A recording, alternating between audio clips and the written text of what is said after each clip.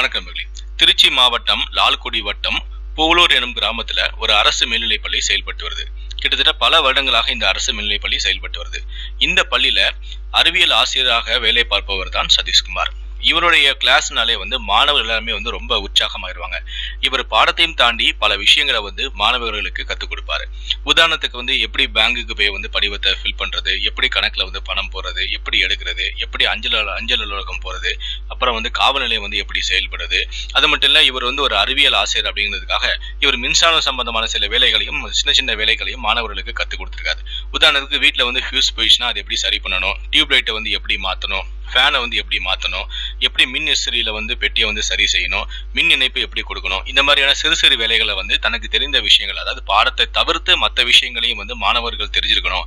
வகுப்புக்குள்ள மட்டுமே மாணவர்களுக்கு வாழ்க்கை கிடையாது, வாழ்க்கையில் அவங்க கற்றுக்க வேண்டிய விஷயம் எவ்வளவோ இருக்கு அப்படின்னு சொல்லி நிறைய விஷயங்களை கற்றுக் கொடுப்பாரு. இவருடைய கிளாஸ்னாலே மாணவர்கள் எல்லாமே ரொம்ப இன்ட்ரெஸ்டாக கலந்துப்பாங்க.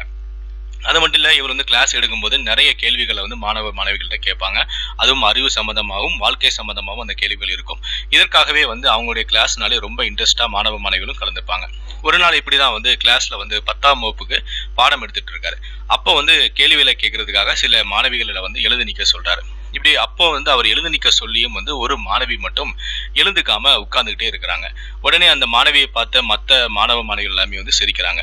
சரி, விஷயம் என்னன்னு புரியலையே, எதுக்கு அந்த பெண் நான் சொல்லியே எழுந்துக்கலன்னா அது வேற ஏதோ ஒரு காரணம் இருக்கும் அப்படின்னு சொல்லிட்டு, பரவாயில்ல நீங்க எல்லாருமே உட்காருங்க அப்படின்னு சொல்லிட்டு எல்லா மாணவ மாணவிகளும் உட்கார சொல்லிடுறாங்க.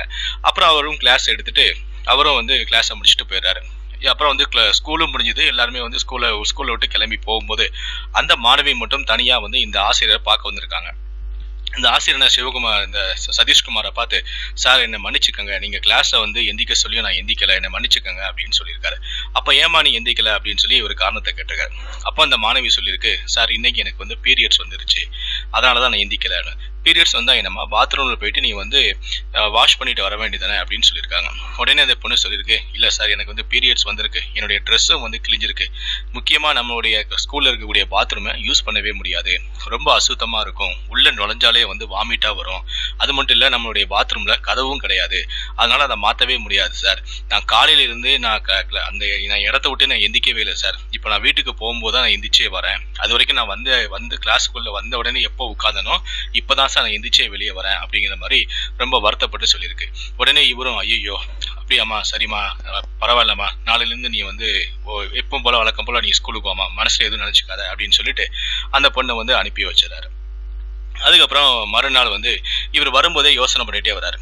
இந்த பெண்ணு ஆடை வர கிழிஞ்சிருக்குன்னு சொல்லியிருக்கேன், இந்த மாதிரி நம்ம ஸ்கூல்ல நிறைய பெண்கள் இந்த மாதிரி ரொம்ப ஏழ்மையான நிலையில இருக்கிறாங்க, நம்ம எல்லாத்துக்குமே ஒரு புது துணி எடுக்கணும், இதுக்கு கிட்டத்தட்ட எப்படியும் ஒரு 80,000 ரூபாய் கிட்ட தேவைப்படும், அதை நம்ம எப்படி வசூல் பண்ணலாம் அப்படின்னு சொல்லிட்டு அவர் யோசிச்சுட்டே வந்துட்டு இருக்கும்போது, அந்த ஸ்கூல்ல இருந்து கொஞ்சம் தூரம் தள்ளி ஒரு வீட்டுல ஒரு பெண்மணி கிட்ட ஒரு வீட்டுல ஒரு பெண்மணி கிட்ட 2 மாணவிகள் பேசிக்கிட்டு இருக்காங்க.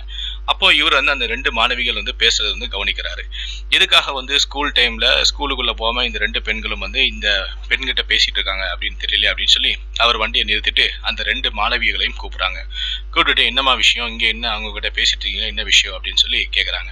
அப்போ 2 மாணவிகளும் ஒருத்தர பார்த்துக்கிட்டு எதுவுமே பேசாம அமைதியா இருந்திருக்காங்க. என்னம்மா, சொல்லுமா, என்னதான் பிரச்சனை உங்களுக்கு, சொல்லுங்க அப்படின்னு சொல்லி திரும்ப அவர் அழுத்தமா கேட்டதால அந்த மாணவிகள் பேச ஆரம்பிச்சிருக்காங்க. சார், இன்னைக்கு எங்களுக்கு பீரியட்ஸ் சார், அதனால நான் நாப்கின் மாத்துறதுக்காக இந்த வீட்டில் இருக்கக்கூடிய பாத்ரூமுக்கு நான் அனுமதி கேட்டேன் அப்படின்னு சொல்லியிருக்காங்க. உடனே அப்பதான் இவருக்கு நேத்து அந்த மாணவி சொன்ன விஷயமே திரும்ப மைண்ட்ல ஸ்ட்ரைக் ஆகுது. ஆகா, நேத்து கூட அந்த மாணவி நம்ம கிட்ட சொல்லிச்சு, இந்த மாதிரி நம்ம ஸ்கூல்ல இருக்கக்கூடிய பாத்ரூமை யூஸ் பண்ண முடியாது, பீரியட்ஸ் டைம்ல நாங்க பெண்கள் யாருமே யூஸ் பண்ண முடியாதுன்னு சொல்லிச்சு, கதவு கூட இல்லைன்னு சொல்லிச்சு, நம்ம அப்ப கூட பெருசா எடுத்துக்கல, ஆனா இன்னைக்கும் அதே மாதிரியே மாணவிகள் பீரியட்ஸ்க்காக நாப்கின் மாத்துறதுக்காக வேற ஒரு வீட்டுல போய் இந்த மாதிரி கேட்கறாங்களே அப்படின்னு சொல்லி அவருக்கு ரொம்ப அசிங்கமா போச்சு. ஏன்னா இத்தனை ஆண்டுகளா, கிட்டத்தட்ட 11 ஆண்டுகளா அந்த பள்ளியில நம்ம வேலை பார்க்கிறோம், நமக்கு இந்த ஒரு விஷயம் கூட நம்ம தெரியாம இருக்குது, எவ்வளவு நாளா நம்ம பள்ளியில படிக்கக்கூடிய மாணவிகள் சிரமப்பட்டிருப்பாங்க அப்படின்னு சொல்லி தன்னைத்தானே நினைச்சுக்கிட்டு அவர் ரொம்ப மனம் வருந்துறாரு. அதுக்கப்புறம் அந்த மாணவிகள்கிட்ட பேச ஆரம்பிக்கிறாரு.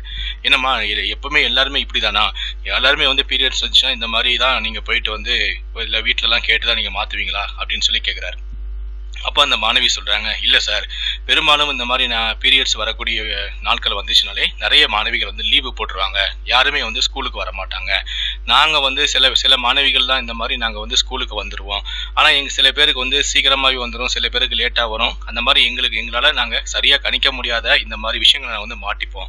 ஸோ அப்படிப்பட்ட மாணவிகள் வேறு வழியே இல்லாமல் இந்த பக்கம் இங்கே இருக்கக்கூடிய வீடுகளுக்கு வந்து நாங்கள் வந்து நாப்கின் மாற்றுறதுக்காக அவங்க கிட்ட வந்து கெஞ்சுவோம். சில வீட்டில் வந்து சரின்னு சொல்லி அலோவ் பண்ணிடுவாங்க, சில வீட்டில் அலோவ் பண்ண மாட்டாங்க. இதுதான் சார் நம்ம ஸ்கூலில் வந்து வாடிக்கையாகவே நடந்துட்டு வருது அப்படின்னு சொல்லி அந்த பெண்கள் சொன்ன உடனே இவருக்கு ஒரு மாதிரி ஆகி போச்சு. ஆகா, இவ்வளோ பெரிய விஷயத்த நம்ம இவ்வளோ நாளாக கண்டுக்காமல் விட்டுட்டோமே, இதுக்கு நம்ம எப்படியாவது வந்து சீக்கிரமாகவே வந்து ஒரு தீர்வு கொண்டு வரணும் அப்படின்னு சொல்லி முடிவெடுக்கிறாரு. அப்போ அவர் வீட்டில் போய் யோசிக்கிறாரு, நம்ம வந்து எப்படி இதை நம்ம வந்து சரி பண்ண போகிறோம், நம்ம கண்டிப்பாக நம்ம வந்து புதுசாக வந்து ஒரு பாத்ரூம் கட்டியே ஆகணும் அப்படின்னு சொல்லிட்டு மறுநாள் வந்து அந்த பாத்ரூமை போய் விசிட் பண்ணுறாரு. அப்போ போய் பார்த்தா அந்த ஸ்கூலில் படிக்கக்கூடிய மாணவிகளோட எண்ணிக்கைக்கு அங்கே இருக்கக்கூடிய பாத்ரூம் ரொம்ப கம்மி. அவ்வளோ மாணவிகளுக்கு இந்த இந்த ஒரு 4-5 பாத்ரூம் எப்படி பத்தும்? அப்போ நிறைய பாத்ரூம் நம்ம வந்து கட்டணும், நம்ம சரி பண்ணலாம்னு நினச்சி வந்து பார்த்தா இங்கே இவ்வளோ பெரிய பிரச்சனை இருக்குது அப்படின்னு சொல்லிட்டு, அப்போ இது புதுசாக நம்ம கட்டுறதுக்கு எவ்வளோ செலவாகும் அப்படின்னு சொல்லிட்டு ஒரு கான்ட்ராக்டரை கூட்டிகிட்டு வந்து கேட்குறாரு. அவரு தோராயமா வந்து ஒரு 7 to 8 லட்சம் ரூபாய் வரைக்கும் செலவாகும் அப்படின்னு சொல்றாரு. அப்ப இந்த பணத்துக்கு நம்ம என்ன பண்ணலாம் அப்படின்னு சொல்லி யோசிக்க ஆரம்பிக்கிறாரு. அந்த டைம்ல தான் வந்து பாத்தீங்கன்னா அந்த ஸ்கூல்ல வந்து ஒரு விழா ஏற்பாடு செஞ்சிருக்காங்க. அந்த விழால வந்து பேரண்ட்ஸ் எல்லாருமே வந்து கலந்துக்கிட்டாங்க.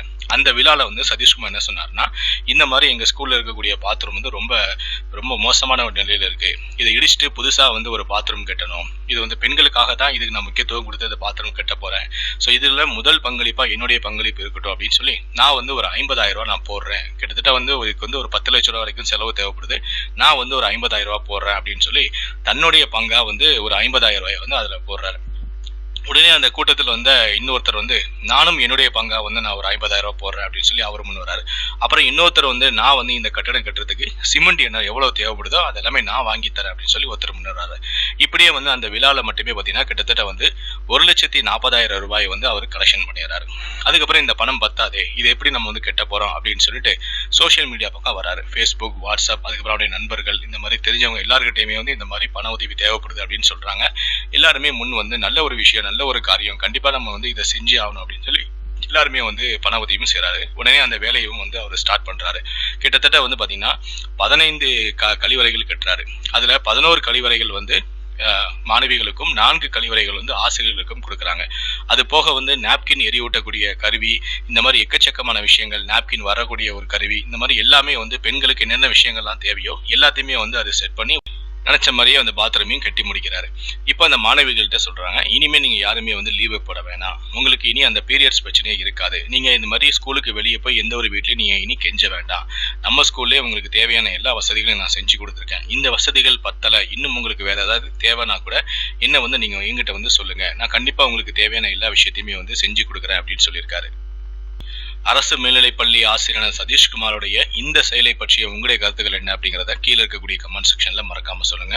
முடிந்த அளவுக்கு இந்த வீடியோவை மற்றவங்களுக்கும் ஷேர் பண்ணுங்க. மேலும் இது போன்ற பல வீடியோக்களை பார்க்கணும் அப்படின்னு நினைச்சீங்கன்னா மறக்காம நீங்க சப்ஸ்கிரைப் பண்ணுங்க. கூடவே அந்த பெல் சிம்பலையும் மறக்காம கிளிக் பண்ணுங்க.